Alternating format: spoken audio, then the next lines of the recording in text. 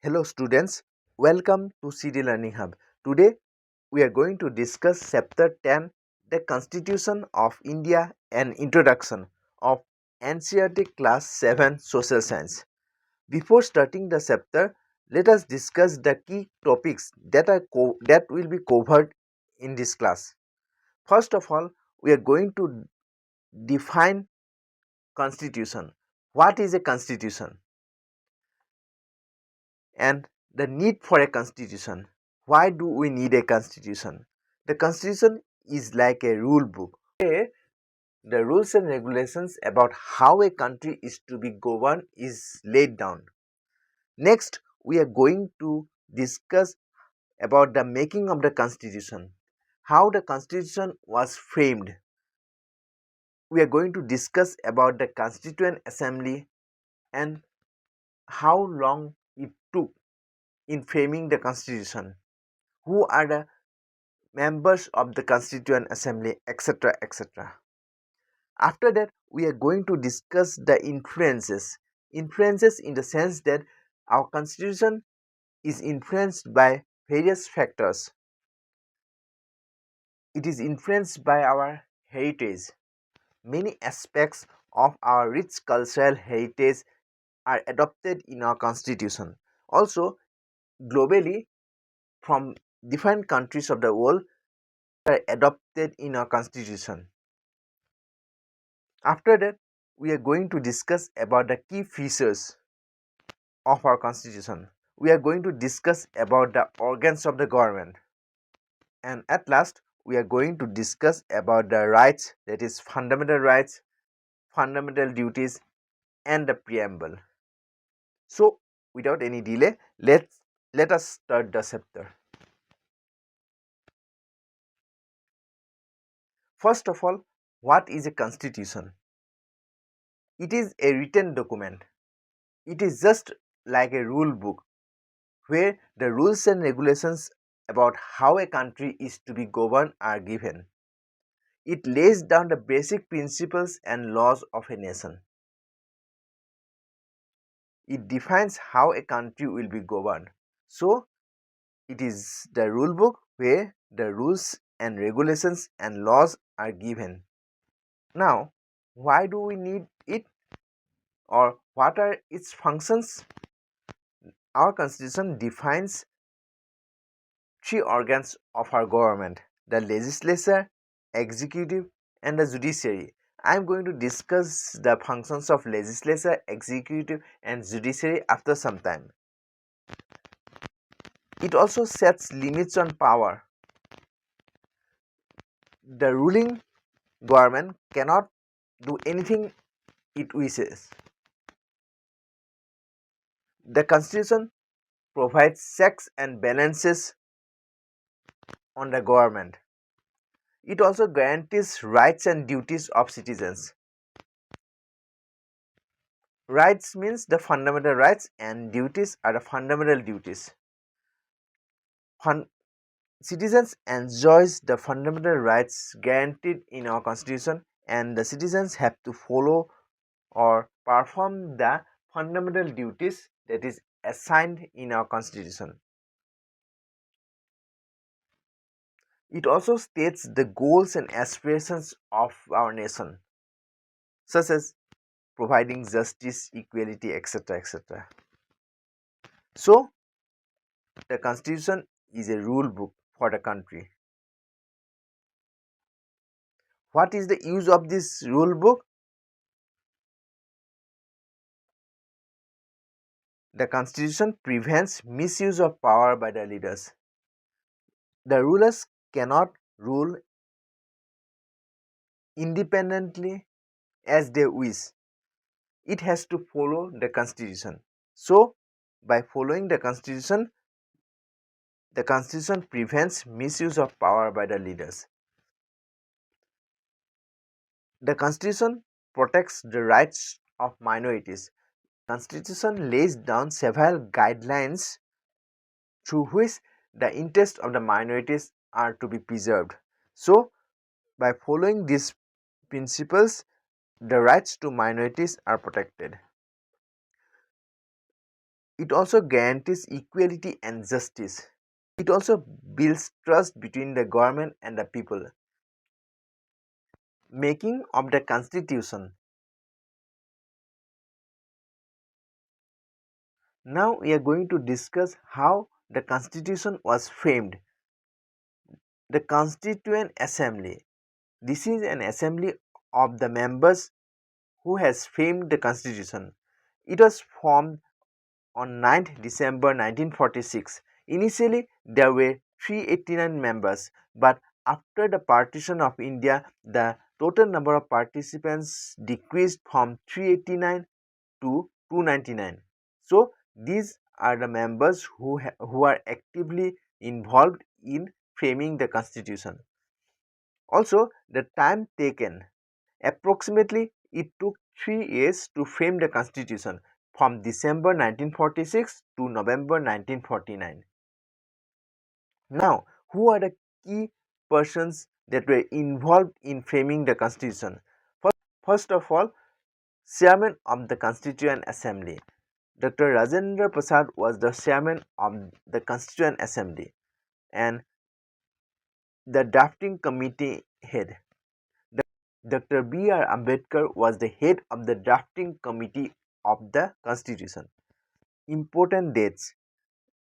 The Constitution was adopted on 26 November 1949. It is called the Constitution Day and it came into effect from 26 January 1950, which we observe as Republic Day. Now, why 26 January? Because 26 January was Purna Swaraj Day. On 26 January 1930, the Indian National Congress has proclaimed Purna Swaraj or the complete independence. So 26 January was selected as the date from which the constitution came into effect. Now we are going to discuss the sources of inspiration from which the constitution was adopted. The constitution was adopted from various aspects, that is from the freedom struggle, from Indian heritage, from the old constitutions, that is features that are borrowed from the constitution from various countries of the world. From the Indian freedom struggle, the values of freedom, equality and justice was adopted. Secondly, from Indian heritage, the concept of Vasudhaiva Kutumbakam, which means the world is one family. So, the concept of unity is adopted from Indian heritage. Also, the respect for diversity is also adopted from the Indian heritage. The concept of duty, Raja Dharma, is also an important aspect that is adopted from Indian heritage. From the old constitutions, that is, from the constitution from different countries of the world, India has adopted the concept of liberty, equality and fraternity from France. From USA, the concept of independent judiciary was adopted. From UK, the parliamentary system of government was adopted, and from Ireland, the directive principles of state policy was adopted. So, from all these aspects, the world's largest written constitution was framed. Now we are going to discuss the three organs of the government. The three organs of the government are legislature, executive and judiciary. So what is the function of the legislature? It makes the laws. And who makes the laws? The elected representatives. That is, the representatives that people elect have got the responsibility of framing the laws, and it is called legislature. Now, executive. What is executive? The the organ that implements the laws. The Prime Minister and its minister have got the responsibility of implementing the laws. And the third organ is judiciary, the system of high courts and supreme courts. The judicial system, if anyone is not satisfied with the system, then they may approach the high court or the supreme court to make necessary correction and or modifications. It is to be noted here that there is separation of powers between the legislature, executive, and the judiciary. All the three organs keep a check on each other through checks and balances. Also, India has a federal type of government, that is, power is divided between the central government, state government, and the local government, or the Panchayati Raj. India has also a parliamentary form of government where people elect their representatives directly by casting their vote. Now we are going to discuss about the fundamental rights that citizens of India enjoys. It is included in part 3 of our constitution. So what are fundamental rights? These are basic rights guaranteed to every citizens. Every citizens can enjoy these rights irrespective of their caste, creed, language, religion, etc. It is justiciable. That means anyone can go to the court if their fundamental rights are violated. If someone cannot enjoy their fundamental rights, they can approach the High Courts or the Supreme Court. Now, some of the important fundamental rights that citizens of India enjoys are the right to equality. That means all are equal before law. It is in Article 14. Right to freedom. It means protection of life, liberty. It is in Article 21 of our Indian Constitution. Right against exploitation. That means no child labor or exploitation in any other form. Right to education. It is in Article 21A, where everyone have got the right to education. Now we are going to discuss about the fundamental duties and directive principles of state policy.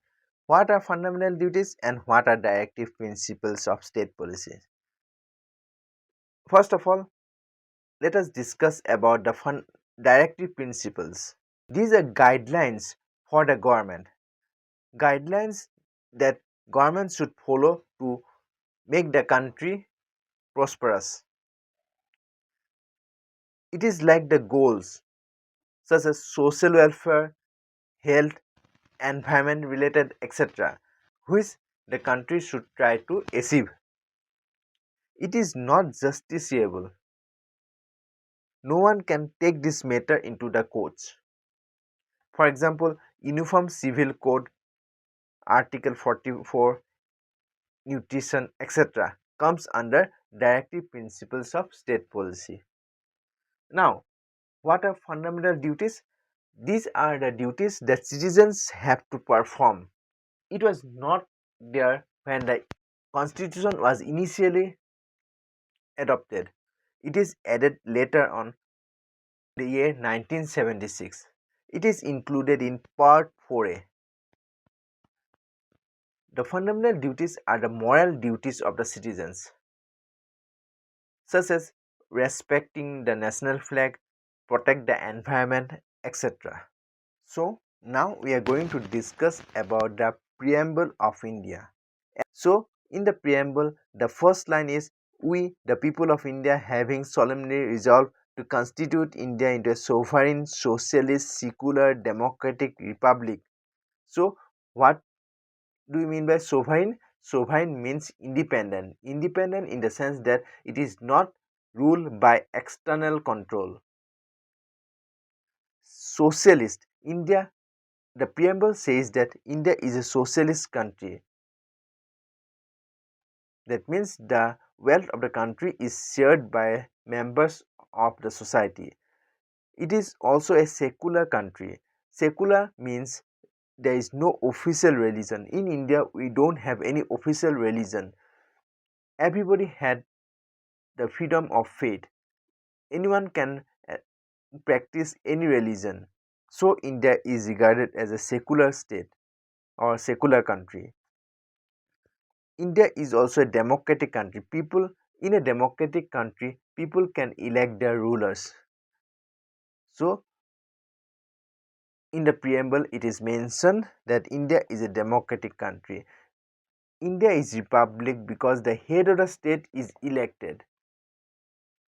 Now, we are going to discuss the values of the preamble.